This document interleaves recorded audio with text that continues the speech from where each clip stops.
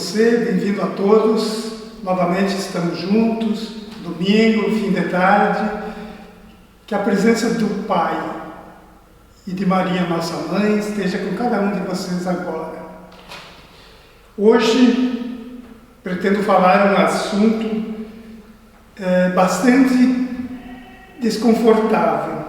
Um assunto que não é também tanto comentado, até porque ele causa certa repulsa sempre que a gente fala disso. Eu quero falar hoje sobre o aborto. O aborto é, na atualidade, a maior chaga de nosso egoísmo.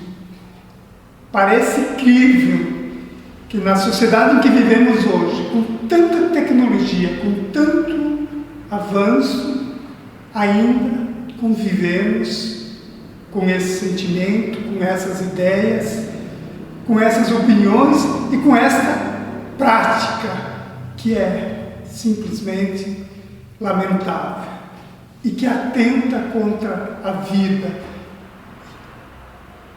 e a vida de seres pequenininhos, indefesos. E acima de tudo ainda está para ser regulamentada a lei do aborto. E há uma tendência muito grande por parte da sociedade, principalmente a sociedade elitizada, intelectual, que é a favor do modernismo e contra o conservadorismo.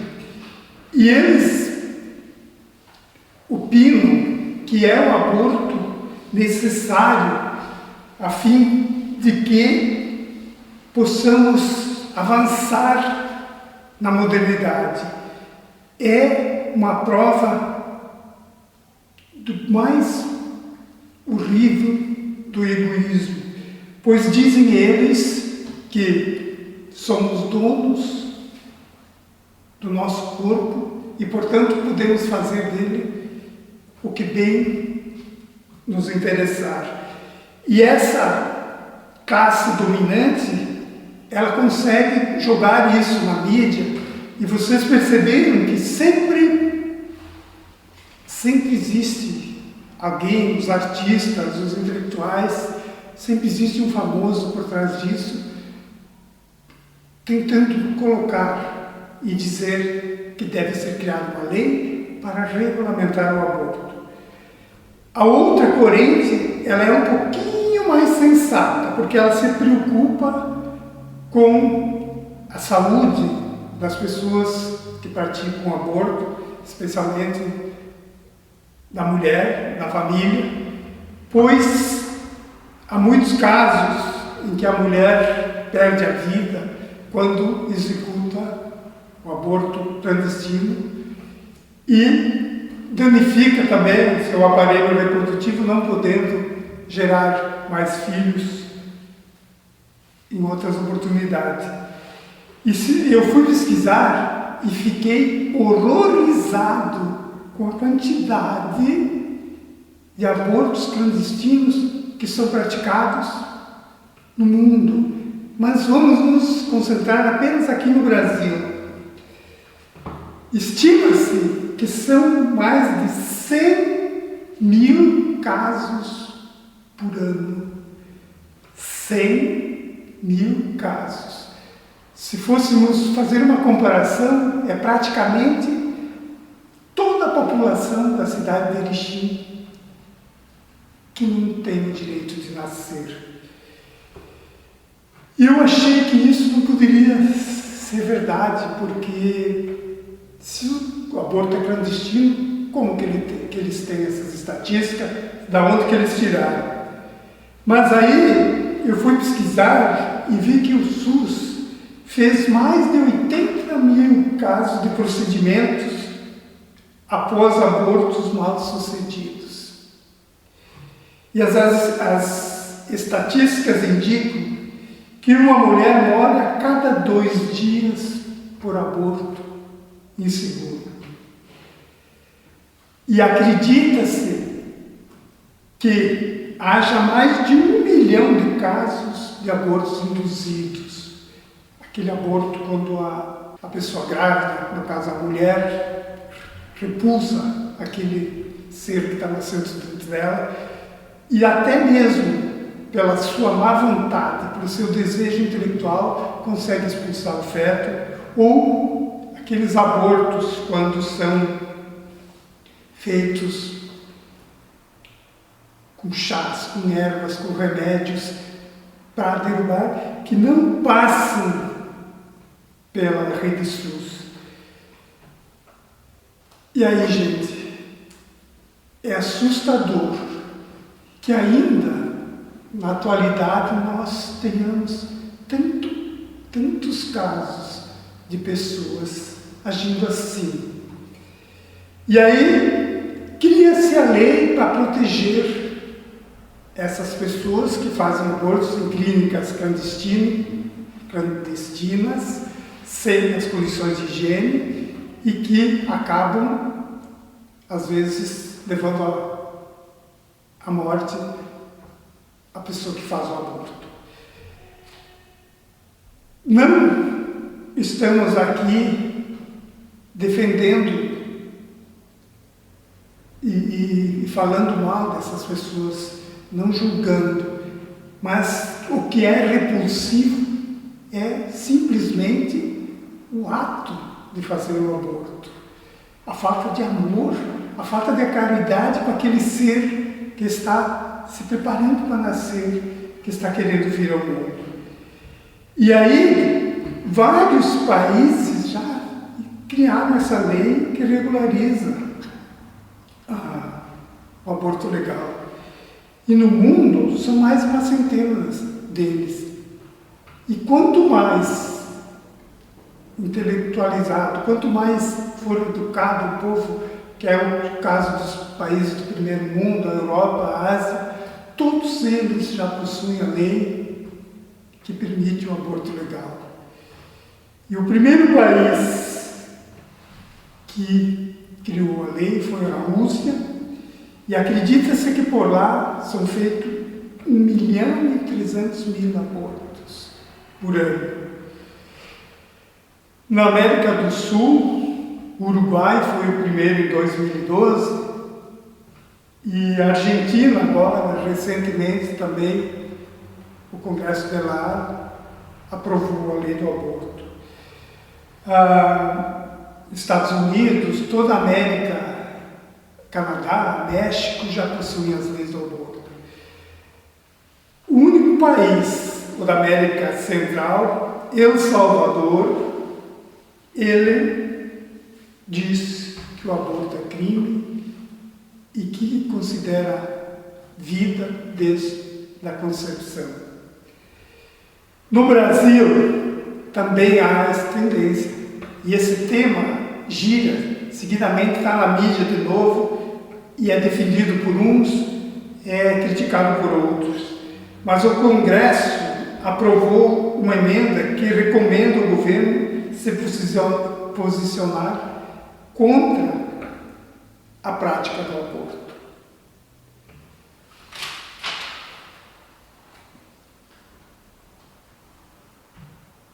No país existe apenas 3 casos em que o aborto é permitido: violência sexual, risco à mãe e fetos anencéfalos.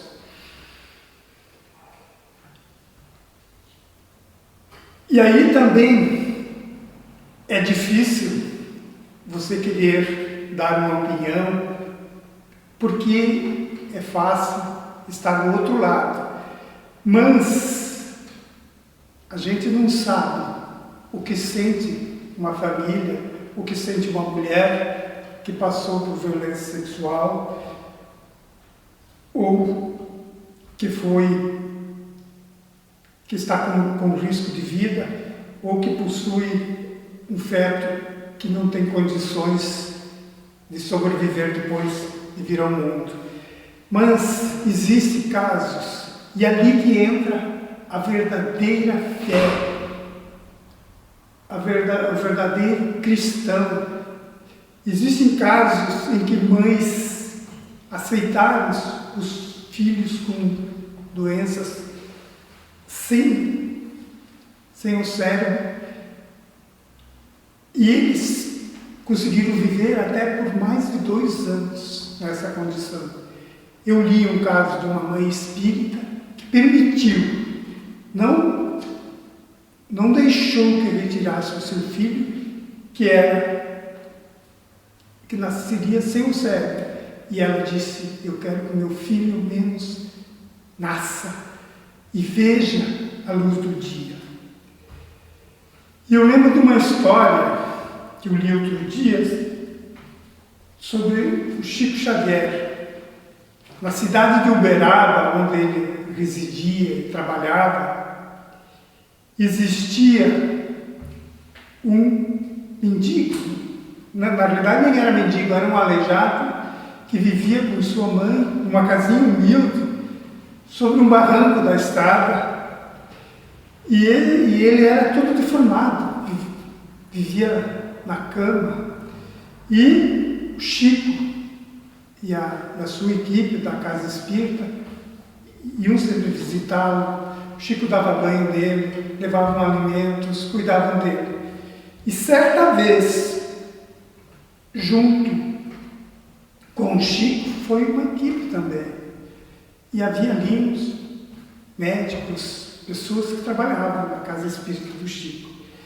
E ao chegar a ver na casa, vendo aquela situação, a pobreza, o estado em que aquele corpo, aquela pessoa se encontrava, e segundo os relatos, era de uma aparência horrível, que causava espanto para quem o visse. E eles ficaram ali. Na saída, alguém pergunta ao Chico: Chico, não seria melhor que Deus levasse? Que qualidade de vida tem o nosso irmão? Olha a pergunta. Que adianta viver assim, numa cama, acamado, sofrendo com dores? Nessa situação, melhor morrer. Quantas vezes nós também fizemos isso?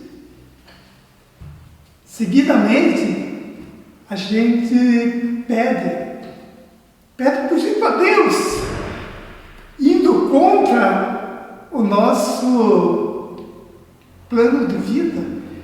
Se for para um dia ficar de cama, não poder caminhar, não poder fazer as necessidades, que Deus me leve, né? Quantas vezes a gente julga também quando vê uma pessoa sofrendo, no final da vida, diz: é melhor que vá. Nós mostramos ali o nosso lado egoísta, porque a gente quer se livrar do problema, vendo aquele ser lá nos causa dó, pena, repugnância. Então, que ele vá como se ele fosse no outro mundo e lá existisse toda a solução do problema dele.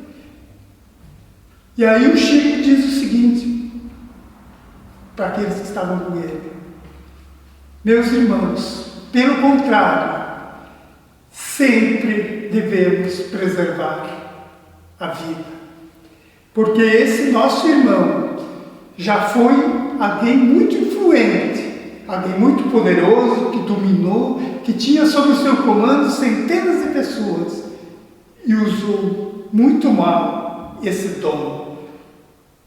Maltratou, castigou, dominou, explorou, e hoje a divindade lhe deu como presente a vida nessa situação.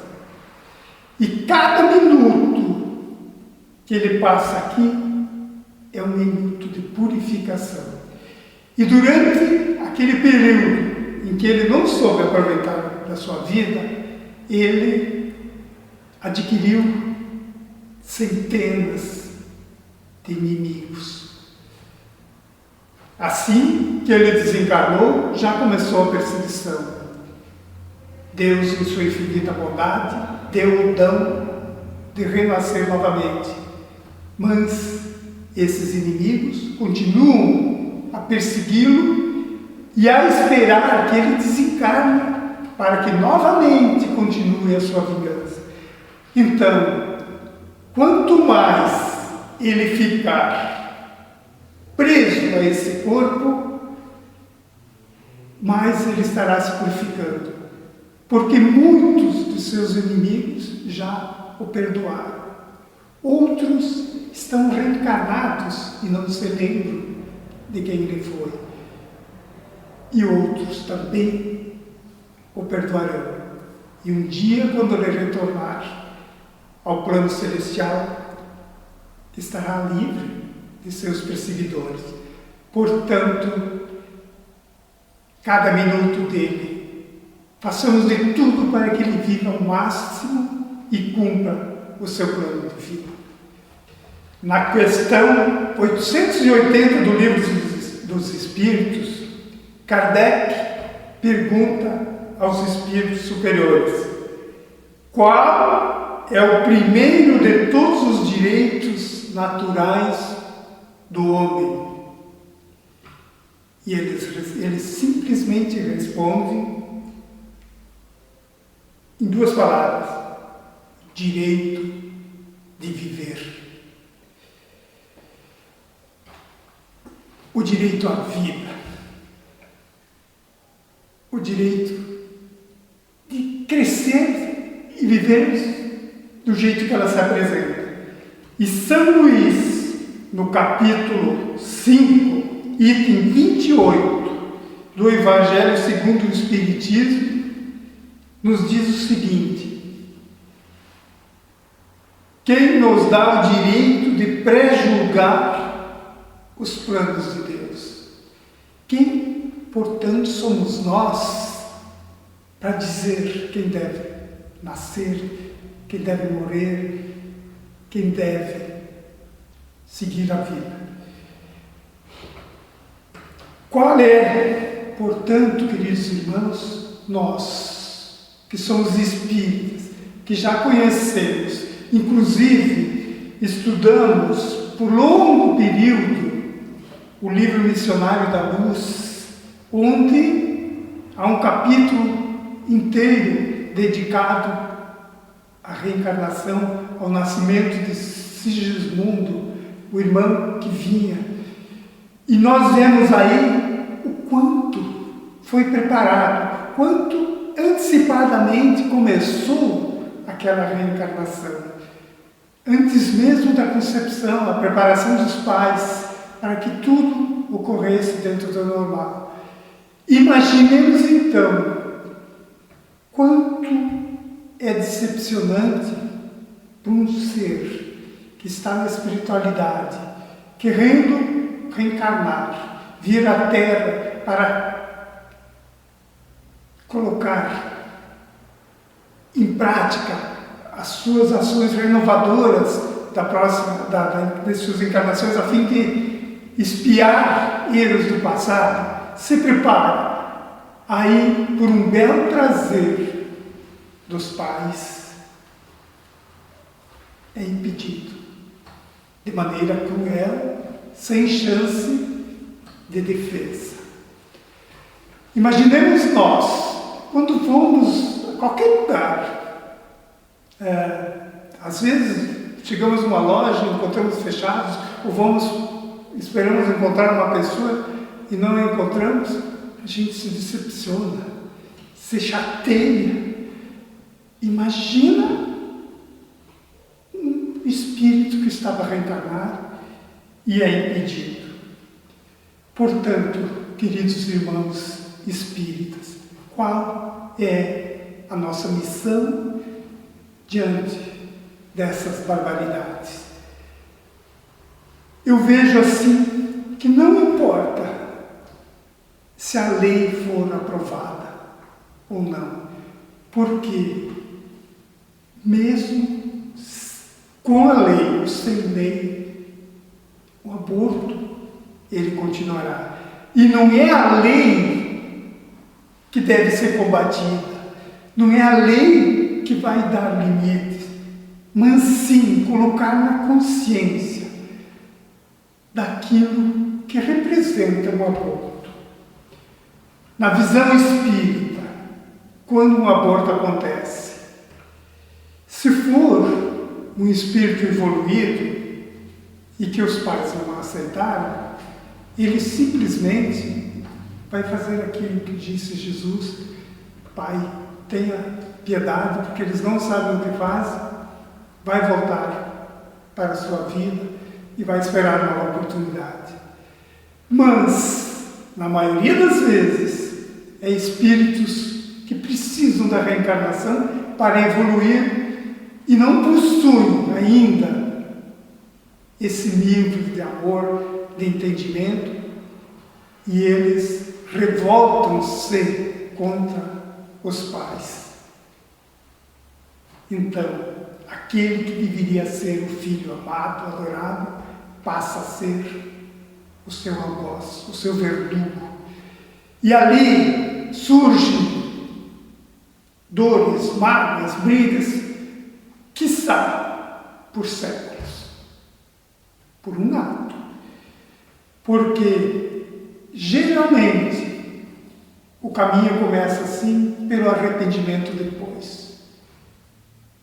Geralmente, a família se arrepende. E é a brecha que o espírito vingativo utiliza para se infiltrar e para se vingar. E aí, existe também a lei do retorno. E nós podemos ver quantas pessoas hoje querem e não podem ter filhos. Ou quantas pessoas têm aborto espontâneo. Quando queriam ter, agora não conseguem. Quantos casais perdem seus filhos antes de nascer. E quantas mães choram pelos filhos que não podem ter e não sabem da onde vem a história. Nós colhemos aquilo que plantamos.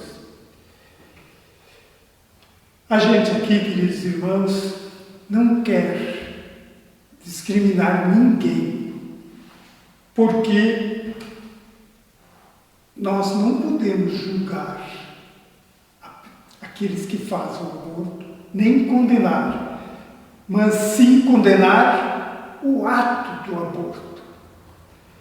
E é de nossa missão falar, colocar aquilo que o Espiritismo nos diz, que se nós não aceitarmos aquele rebento, aquele filho do amor, ele se vingará contra nós. A gente vai pagar por isso. E eu fico pensando, se só no Brasil acontece 1 milhão de abortos por ano, outras tantas crianças nascem e morrem ao nascer por falta de assistência, por falta de alimentação. Outros são julgados no mundo. Outros são abandonados. Olha quantos irmãos nossos vivem às margens da sociedade hoje. Como é que está a nossa evolução? Portanto, queridos irmãos, especialmente você, meu irmão espírita, agradeça a Deus por ter tido um lar, por ter tido a oportunidade de nascer, crescer, evoluir, estudar, e coloque esses dons que a vida nos deu, que a vida te deu, em benefício daqueles que ainda não pensam como a gente. Porque a palavra aborto também significa abandonar, abortar. A gente vê bastante isso nos filmes, abortar a missão. E quantas vezes a gente colabora com o aborto? Quando nos omitimos, quando viramos de lado, quando temos preguiça, quando não vamos à luta, estamos sendo coniventes. Para encerrar, eu quero fazer a poesia Mãos Marcadas, que é o tema da minha palestra, e é uma poesia que está no livro do mesmo título, Mãos Marcadas, que foi psicografado por Chico, pelo Espírito de Maria Dolores. Mãos marcadas. Senhor, quando me deres o privilégio do renascimento no berçário do mundo, ante as necessidades que apresento e aquelas que não vejo, eis, Senhor, o desejo, em que dia por dia me aprofundo. Deixa-me renascer em qualquer parte, entretanto, que eu possa acompanhar-te, onde constantemente continuas, trabalhando e servindo em todas as estradas, para que eu também tenha as mãos marcadas, como trazes as tuas. Quanta ilusão quando me debatia, crendo que o desespero fosse prece, e rogar-te alegria e esperança, sem que nada fizesse. Imitava na terra o lavrador, a temer a pedra e lama, vento e bruma, aguardando milagres de colheitas, sem plantar coisa alguma. Entretanto, Senhor, agora sei que o trabalho é divino compromisso, estímulos dos céus guiando-nos os passos, e que, atendendo semelhante lei, pusestes ambas as mãos em nossos braços, por estrelas de amor e de serviço.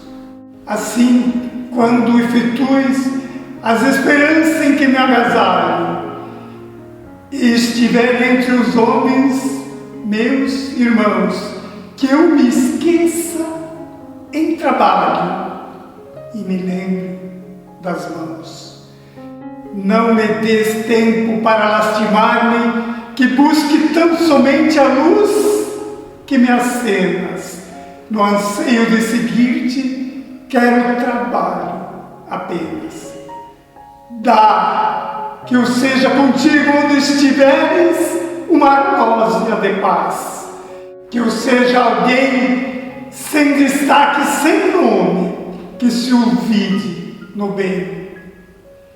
E, se um dia uma cruz de provas e de agravos reclamar-me a tarefa e o coração, não me largues ao susto que me lei, ajuda-me a entregar as próprias mãos aos cravos da incompreensão que me rodeia, entre bênçãos e fé de perdão.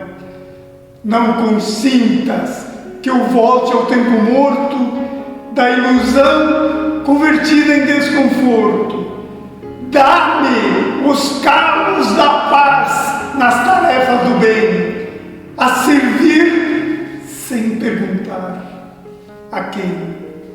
Ouve, celeste amigo, aspiro estar contigo, longe de minhas horas desregradas, onde sempre estiveres e sempre continuas, plantando amor em todas as estradas, para que eu também tenha as mãos marcadas, como trazes as tuas.